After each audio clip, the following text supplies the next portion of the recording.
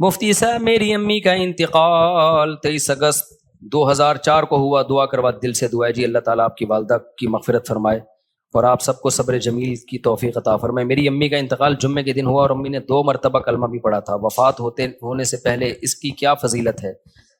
من کان آخر کلامہ لا الہ الا اللہ دخل الجنہ. نبی صلی اللہ علیہ وسلم نے فرمایا جس کا آخری کلام لا الہ الا اللہ تھا وہ جنت میں داخل ہوگا. لیکن بہرحال علماء نے اس حدیث کی تشریح میں لکھا ہے کہ اس سے وہ مراد ہے جو کبیرہ گناہوں سے بچتا ہو. تو اس طرح کی حدیثوں کا یہ مطلب ہوتا ہے. لیکن بہرحال حدیث کے ظاہری الفاظ یہی ہیں, اللہ کی رحمت سے امید لگائی جا سکتی ہے کہ شاید اللہ تعالیٰ, کیونکہ یہ بھی توفیق بھی ملنا بڑی بات ہے. موت کے وقت جو ہے نا اچھی حالت میں موت ہونا یہ اللہ کی بہت بڑی نعمت ہے. اس سے پناہ مانگا کرو کہ فلم دیکھتے ہوئے یا کوئی الٹا کام کرتے ہوئے موت آ جائے. اس سے پناہ مانگا کرو اللہ تعالیٰ. الٹے کام پہ آپ لوگ بہت ہنس رہے ہو, تو جو ہے پناہ مانگا کرو اللہ تعالیٰ کی. تو کوئی اچھے کام پہ نماز پڑھتے ہوئے, روزہ رکھتے ہوئے, اماں کے پاؤں دباتے ہوئے موت آئے نا ابا اماں کے, تو یہ اچھی موت ہے. مفتی صاحب یہ ہو گیا میرے بھائی وفات. اچھا میں اپنی والدہ سے بہت اٹیچ تھا. میری امی کینسر کی مریضہ تھی, میں ان کی تمام دیکھ بھال کرتا تھا, کوئی نہیں تھا. مجھے ان کے آخری لمحات یاد آ رہے ہیں. تو یہ والدین کا ٹاپک ایسا ہے نا کہ یہ میرے سامنے چھیڑا ہی نہیں کرو, سمجھ رہے ہو. تو دیکھو یہ اب موت تو ہو گئی, لیکن آپ کے لیے بھی اچھی موت ہے کہ آپ نے والدہ کی خدمت کی آخری عمر میں. تو جب والدہ کی خدمت کی تو مرنا تو تھا ہی نا, تو کتنی اچھی موت ہو گئی کہ آپ کو خدمت کی توفیق مل گئی. خدا نخواستہ کوئی جھگڑا ہو جاتا, کوئی اونچ نیچ ہو جاتی, وہ ناراض چلی جاتی ہیں, آپ ساری زندگی ایک غم رہتا. تو جو کام ہو جائے نا اس پہ پھر نہیں غم کرنا چاہیے. اس میں شریعت نے کہا ہے جو ہوا بہتر ہوا, تو بچانے کی پوری کوشش کرنی چاہیے. لیکن موت ہو گئی تو اب اس پہ صبر کرو, بولے یار چلو خدمت کا موقع تو مل گیا نا. اسلام میں غم منانا, سوچ کے غمگین ہونا, اس کی کوئی فضیلت نہیں ہے. اسلام میں یہ کہ خوش رہنا سیکھو. ہاں اللہ کی طرف سے کوئی غم آ رہا ہے تو ایک الگ بات ہے. تو اسلام آپ کو غمزدہ دیکھنا پسند نہیں کرتا, اسلام آپ کو خوش رہنا. اسلام کہتا ہے بس ایک غم ہونا چاہیے, وہ کیا ہے؟ آخرت کا. اس کی شریعت میں فضیلت ہے, باقی اپنی زندگی وہ غم لیس بناؤ.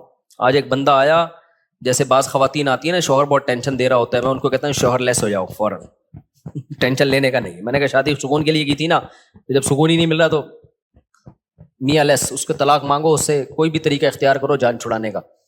تو کیونکہ بھائی اپنے سکون کے لیے کی ہے نا, ٹینشنوں کے لیے تھوڑی. ہاں تھوڑی بہت ٹینشن تو ہر گھر میں ہوتی ہے. اسی طرح ایک بندہ آیا, وہی چماٹ والا نا, ایک چماٹ لگایا تو بیوی نے 4 چماٹ لگا دیے. تو اور پتہ نہیں کیا کیا ہو رہا ہے. آپ لوگ کبھی میرے ساتھ خوشبو لگا کے آؤ, کبھی بیٹھو. اب ظاہر لوگوں کے راز فاش ہوتے ہیں اس لیے میں یہ باتیں کرتا نہیں, اور میرا مقصد کسی کا مذاق اڑانا نہیں ہوتا. سب کے ساتھ ایسا ہو سکتا ہے, لیکن میں صرف بتا رہا ہوں کہ سوسائٹی مارکیٹ میں ہو واٹس گوئنگ آن, مارکیٹ میں ہو کیا رہا ہے. تو ایسے موقع پہ پھر میں ان لوگوں کو ڈیورس کا مشورہ دے رہا ہوتا ہوں کہ بھائی جب اتنی نوبت ہے تو فارغ کرو میرے بھائی. پھر صبر کا فائدہ نہیں ہے ایسے موقع پہ, کیونکہ شادی سکون کے لیے کی جاتی ہے. تھوڑی بہت ٹینشنیں ہر گھر میں ہوتی ہیں, لیکن ٹینشنوں کی بھی ایک لمٹ ہوتی ہے. کچھ بھی نہیں سن رہی, اپنے آپ کو ماتحتی نہیں سمجھ رہی ہے, تمہیں اس نے خانسامہ بنایا ہوا ہے. اس کو سمجھانے کی ایک لمٹ ہوتی ہے. 6 مہینے اماں کے گھر بٹھا دو, شاید کچھ دن کے بعد ہدایت مل جائے, پھر بھی نہیں مل رہی تو بھائی تمیز سے علیحدگی اختیار کرو. تو وجہ اس کی ہے کہ اللہ نے ہمیں غمزدہ رہنے کے لیے پیدا بولو نہیں کیا. غم ایک ہی ہونا چاہیے, وہ کون سا ہے؟ آخرت. تو خوش رہنا چاہیے انسان کو. اللہ کو خوش لوگ کیا ہے؟ پسند ہے. نبی حضرت ابو ہریرہ نے فرمایا کہ نبی صلی اللہ علیہ وسلم نے جب بھی مجھے دیکھا ہے زندگی میں, کبھی ایسا نہیں ہو کہ آپ نے مجھے دیکھا اور مسکرائے نہ ہو. حالانکہ نبی کا غم سب سے بڑا غم تھا نا, امت کی فکر تھی, لیکن اپنے ساتھیوں کے ساتھ ایٹیٹیوڈ کیا تھا آپ کا؟ جب بھی دیکھتے مسکراتے. اور ہم لوگ کیا ہیں, جب بھی دیکھو ایسا لگتا ہے کوئی نیا ٹینشن چل رہی ہے اس کے ساتھ, نئی ٹینشن چل رہی. خوش رہنا سیکھنا چاہیے, سمجھ رہے ہو. مسکراتے چہرے سے ملا کرو, ٹینشن فری. امریکہ میں $10 کی ایک چھولے کی پلیٹ ملتی ہے صبح ناشتے میں نا, پراٹھے کے ساتھ, جو لوکل ہوٹل, جو پاکستانی کے ہوٹل. $10 کا مطلب پتہ ہے کیا؟ 2750. مہنگائی وہاں ہے میرے بھائی, یہاں نہیں ہے. یہاں تو چھولے کی پلیٹ فری میں آ رہی ہوتی ہے, پراٹھا خریدو بعض دفعہ ویسی فری میں ڈال کے دے دیتا ہے. آپ ڈالر پہ ترس رہے ہو, تو وہاں خرچہ بھی تو ڈالر میں ہی ہو رہا ہے, سمجھ رہے ہو. تو اس لیے پاکستانی کرنسی میں اگر کما رہے ہو تو کھا بھی کس میں رہے ہو اسی میں. وہاں جاؤ گے تو ڈالر میں کماؤ گے تو کھاؤ گی بھی کس میں. میں جاپان میں جو فاسٹ ٹرین میں بیٹھا ہوں نا, میں یہ زوم آپ کرو انجوائے, اس کا ٹکٹ پتا ہے کتنے کا تھا؟ جب مجھے پتا چلا میرے ہوش اڑ گئے. میں نے کہا ٹانگا گدھا رکشا صحیح ہے میرے بھائی, یہ بس دکھانے کے ہیں. لوگوں کی جائیدادیں بک جاتی ہیں ان ٹرینوں میں, بہت لگژری لوگوں کا کام ہے وہ, بس وہ ڈرائیور ہی بیٹھے اس میں. تو بہت مہنگائی ہے, تو آپ بہت مزے میں ہو. اور وہاں ٹیکس اتنا ہے, آپ کی اگر 40 لاکھ تنخواہ ہے نا, 1 کروڑ آپ کی اگر تنخواہ, ایک مثال دے رہا ہوں تاکہ کیلکولیشن آسان ہو, تو 43 لاکھ روپے ٹیکس میں دینے ہیں آپ نے. یہاں اتنا ٹیکس تھوڑی ہے. پھر لوگ اس پہ خوش ہوتے ہیں, ہم ٹیکس دے رہے ہیں لیکن علاج ہمارا فری میں ہے, بچوں کی تعلیم ہماری فری میں. فری میں کہاں ہے؟ 43% تنخواہ کاٹ لی تم سے انہوں نے, اب تمہیں فری میں تھوڑی دے رہے ہیں. آپ کی گورنمنٹ یہاں جتنی مرضی کرپٹ ہے, میں کوئی یہ نہیں کہہ رہا بہت نیک گورنمنٹ, جیسی مرضی ہے, اتنا ٹیکس نہیں ہے میرے بھائی. تنخواہ پوری آ رہی ہے آپ کے پاس, تو اس میں آپ اپنے بچوں کی فیس بھر لیتے ہو, وہ اتنی نہیں ہوتی, 43% نہیں ہوتی, وہ سمجھتے ہو, آپ کے سارے خرچے نکل رہے ہوتے ہیں. نہیں آ رہی میرا خیال ہے بات. اور پھر زکاتیں بھی لوگ دے رہے ہوتے ہیں, تھوڑے سے گھننے بن جاؤ, اگلا پوری جائیداد نکال کے دے دیتا ہے. یہاں تھوڑا سا گھننا بننا آنا چاہیے, بس یہاں پریکٹس کرو تھوڑی سی. تو اس لیے اتنا ٹینشن والا بات نہیں. ہم کیوں وہاں جا کے فوراً واپس آتے ہیں؟ مزہ ہمیں کہاں آتا ہے؟ بہت اچھے کنٹری ہیں, امریکہ بہت اچھا ہے, جاپان بہت اچھا ہے, مزہ ہمیں کراچی میں ہی آتا ہے. اور یہ جو میں نے ابھی بیان میں کہا نا کہ خاموش, بالکل خاموش, یہ 4 دن خاموشی اچھی لگتی ہے, اس کے بعد کاٹنے لگتی ہے. یہاں ریلیشن ہے, آبادی ہے, ایک بندہ پنجاب والا ملے گا, ایک پشتو والا ملے گا, ایک بلوچی ملے گا, ایک فلانا, ایک میکینک ملے گا, ایک فلانا ملے گا, ایک ڈاکٹر ملے گا, ایک سائنٹسٹ ملے گا, ایک سیاستدان ملے گا. ہر آدمی ہوٹل میں بیٹھ کے ایسے لگے گا یہاں سارے ہی پہنچے ہوئے لوگ ہیں, گپ شپ کا ماحول ہے. یہ سب کچھ وہاں پر نہیں ہے. خاموشی خاموشی خاموشی. ابے 4 دن تک خاموشی اچھی لگتی ہے, اس کے بعد میں نے کہا یار کوئی تھڑے نہیں ہے یہاں پہ, کوئی تھڑے ہوں یہاں پہ, کوئی بیٹھے ہوئے ہوں, کوئی بیٹھک ہو, کوئی گپ شپ ہو نا, ختم. تو ایک رشتے داروں میں ہوتی ہے وہ بھی رشتے بھی کیا ہو رہے ہیں, ختم ہوتے جا رہے ہیں, وہ بھی شارٹ ہوتے جا رہے ہیں. تو بس ہر آدمی انڈیویجولی لائف گزار رہا ہے, تو ایسے تھوڑی, تو ایسے تو زندگی کا سکون تھوڑی ملے گا. بہت سی چیزیں ہمارے یہاں پازیٹیو ہیں میرے بھائی, بس دعا کرو ہمارے یہاں صفائی ہو جائے اور لا کچھ قانون مضبوط ہو جائے, تو ہم ان سے اب بہت آگے ہیں. یہ 2 ہی چیزیں نہیں ہیں, اور یہ 2 ہی انہوں نے بیڑا غرق کیا ہے ہمارا.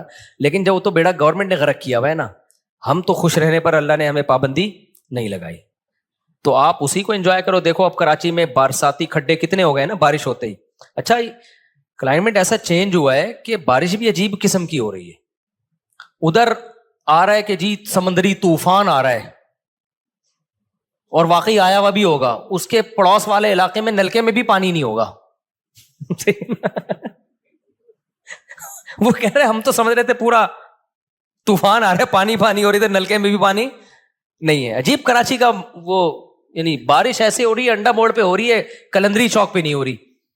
عجیب ہی سیٹ اپ چل رہا ہے. تو انجوائے کرو اس کو. تو وہ دیکھو کتنے کھڈے ہیں نا, وہ ٹک ٹاکر نے کیسا انجوائے کیا کراچی میں بارش میں. جو کھڈے اتنے بات پہ آپ کو چھلانگے مار کے, تو وہ اس نے اولمپک کی تیاری کر رہے ہیں نا گھر میں, لمبی لمبی چھلانگے مار رہے ہیں. ماں نے پوچھا اولمپک کی, کہہ رہے بعد میں پتا چلا یہ کراچی کے کھڈوں کو کراس کرنے کی ٹریننگ لے رہا ہے. میں نے کہا چلو اتنی ٹینشن میں اس نے. تو اس لیے جس حد تک ممکن ہے خوش رہنے کی کوشش کیا کرو. اللہ کو غمزدہ لوگ پسند نہیں ہے, ہر وقت دکھڑے, یہ ہو رہا ہے, فلانا ہو رہا ہے, ڈمکانا ہو رہا ہے. اور اللہ کو خوش لوگ پسند ہے. ہاں دکھ صرف ایک ہونا چاہیے, وہ کیا ہے بھائی, آخرت میں پتہ نہیں کیا بنے گا. اس کے علاوہ اللہ نہیں چاہتے کوئی دکھ ہو آپ کو. دوسری بات یہ کہ گھروں کے جھگڑوں کو بھی بڑھایا مت کرو. گھروں کے جھگڑوں کو, ہمارے ایک دوست تھے سفر میں, ان کا اپنی بیوی سے پھڈا ہو گیا فون پہ, طبیعت سے چل رہی ہے نا, تیری ایسی کی تیسی. وہ ادھر سے اس کو جواب آ رہا ہے, طبیعت سے پھڈا ہوا ان کا.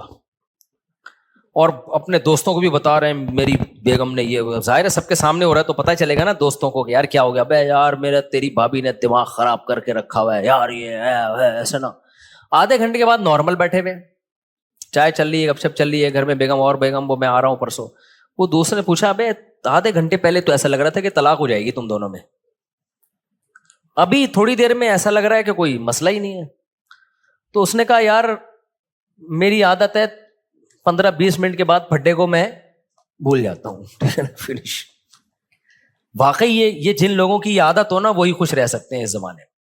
اور جو ناک پہ مکھی بٹھا کے رکھتے ہیں نا اور دل میں لے کے بیٹھ گئے اس نے یہ کیوں بولا تھا, ابے بھائی جو بولا تھا بول دیا, ختم کر, جب سنا دیا اس نے بھی سنا دی, اس نے بھی سنا دی, ختم, قصہ ختم, چلو بھائی دوبارہ سے جیسے انجوائے کرو لائف. اور لوگ کہتے ہیں بھی تنبیہ تو ہوئی نہیں, نہ جب یہ پھڈا ہوتا ہے نا اگلے کو خود تھوڑی سی تنبیہ ہو جاتی ہے. آئندہ وہ بولنے سے پہلے اس کو بھی پتا ہے, آپ کو بھی پتا ہے کہ میں یہ بولوں گا اس کی دکھتی رکھ پہ پاؤں رکھ دوں گا میں, وہ یہ بولے گی تو میرے کھوپڑی گھومے گی. تو دونوں تھوڑا تھوڑا ایک دوسرے کی کھوپڑی کا احترام آہستہ آہستہ شروع کر دیتے ہیں. خود ہی شادی شدہ آدمی کی زندگی ایک مینجمنٹ خود بخود آ جاتی ہے. تو اگر آپ جو دل میں لے کے بیٹھ گئے, اس نے میرے کو یہ بولا تھا, اس نے یوں کر دیا تھا, اس نے, یار تمہیں ایک واقعہ سناتا ہوں اس سے بس پھر میں بس آپ لوگ سے 2-4 سوال لے کے بیان ختم کرتا ہوں. اس سے بڑا کیا یعنی ایک طرح سے ظلم ہوگا کہ سیدہ عائشہ رضی اللہ تعالی عنہا پر جب تہمت لگی ہے نا, منافقین نے جھوٹی تہمت لگائی, اس میں حضرت مصطح رضی اللہ تعالیٰ عنہ جو صحابی رسول ہیں وہ بھی اس پروپیگنڈے کا شکار ہو گئے تھے. وہ بھی منافقین کی باتوں میں آ گئے اور انہوں نے بھی حضرت عائشہ کے بارے میں یہ منافقین سے سن کے الفاظ کہے. حضرت عائشہ بیٹی کس کی ہیں؟ ابو بکر کی. آپ بتاؤ غیرت مند آدمی کو کتنا غصہ آئے گا نا. حضرت ابو بکر حضرت مصطح کے ساتھ مالی تعاون بہت زیادہ کیا کرتے تھے کیونکہ رشتہ دار بھی تھے, غریب بھی تھے. جب حضرت ابو بکر کو پتا چلا نا میری بیٹی کے بارے میں انہوں نے یہ الفاظ کہے ہیں, تو حضرت ابو بکر نے قسم اٹھائی کہ آج کے بعد 1 روپیہ نہیں دوں گا. یعنی میں خرچ کر رہا ہوں ان پہ اور میری بیٹی پہ یہ بھی تہمت میں شریک ہو گئے. بعد میں جب قرآن کی آیتیں نازل ہوئیں, حضرت مصطح نے توبہ کی اور بہت گڑ گڑائے اللہ کے سامنے, توبہ کی.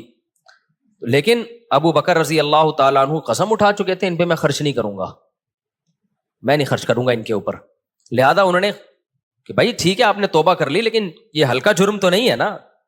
کتنی بڑی شخصیت بھائی, سیدہ عائشہ نبی کی زوجہ بھی ہیں اور ابو بکر کی بیٹی بھی ہیں. تو نبی نے بھی معاف کر دیا ان کو. کتنا بڑا ظرف یار بھائی, جب گڑ گڑا لیے توبہ کر لیے تو معاف کر دیا. کیونکہ نبی کے سامنے بڑا ویژن ہے نا.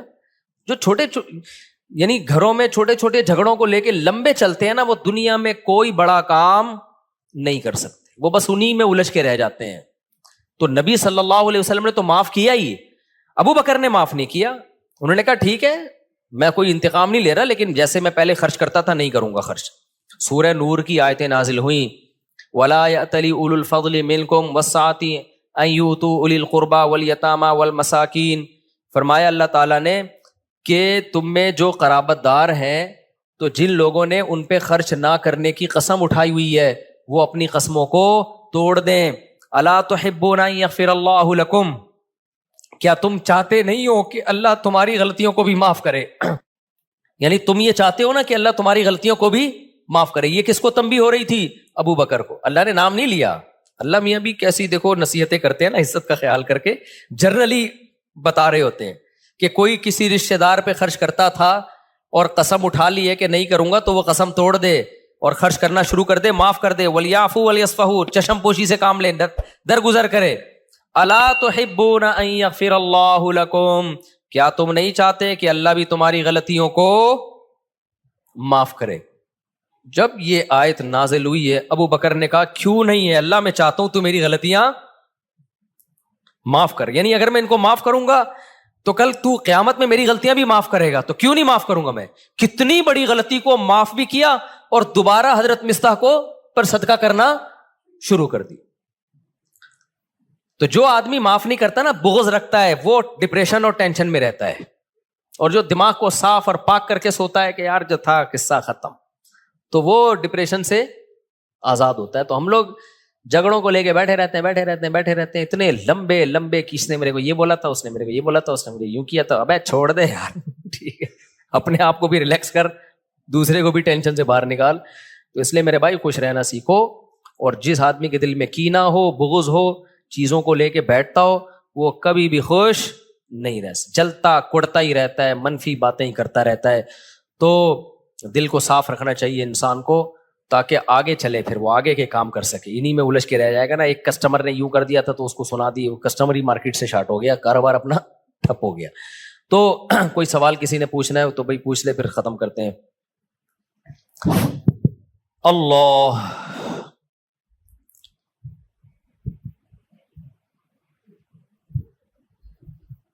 یہ جو میں نے اپنا قصہ سنایا تھا نا اپنے والد صاحب کا, اس پہ لوگوں نے بڑے کلپ چلائے, امریکہ تک میں پھیل گیا. نہیں, میں نے کہا تھا میرے والد صاحب سے تھوڑی میں نے اونچی آواز میں بات کی, آج کے بیان سے متعلق ہے یہ.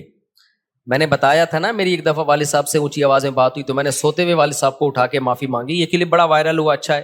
اس میں ایک بات میں بتانا بھول گیا تھا, جب کلپ وائرل ہو ہی گیا, ایک منٹ بیٹا, یہ عمل میں نے اپنے بڑے بھائی کو دیکھا تھا یہ کرتے ہوئے. میرے بڑے بھائی کے ساتھ اس طرح والد صاحب نے ایک دفعہ ہاتھ بات اٹھایا تھا ان کے اوپر, تو شاید ان کی زبان اڑ گئی تھی. تو میں نے اپنے بڑے بھائی کو دیکھا کہ انہوں نے جا کے والد صاحب سے معافی مانگی. تو یہ میں بتا رہا تھا نا کہ جو چیز دیکھتا ہے انسان وہ سیکھتا ہے. تو مجھے اپنے بڑے بھائی کا یہ عمل میرے دماغ میں انسٹال ہو گیا تھا کہ یار اگر بڑوں سے کبھی ایسا ہو بھی جائے تو معافی مانگی جاتی ہے. تو اس لیے میں کہتا ہوں کہ اپنے ماں باپ کی خدمت اپنے بچوں کے سامنے کر لو, تاکہ تمہارے بچوں کو پتا چلے کہ انہوں نے بھی تمہیں بڑھاپے میں سنبھالنا ہے. سمجھتے ہو گے نہیں سمجھتے؟ اپنی ماں کی خدمت اپنے بچوں کے سامنے کر لو, تاکہ بچوں کو پتا چلے کہ جو تمہاری بیٹیاں ان کو پتا چلے کہ بھائی ہم نے بھی اپنی ماں کو بڑھاپے میں سنبھالنا ہے.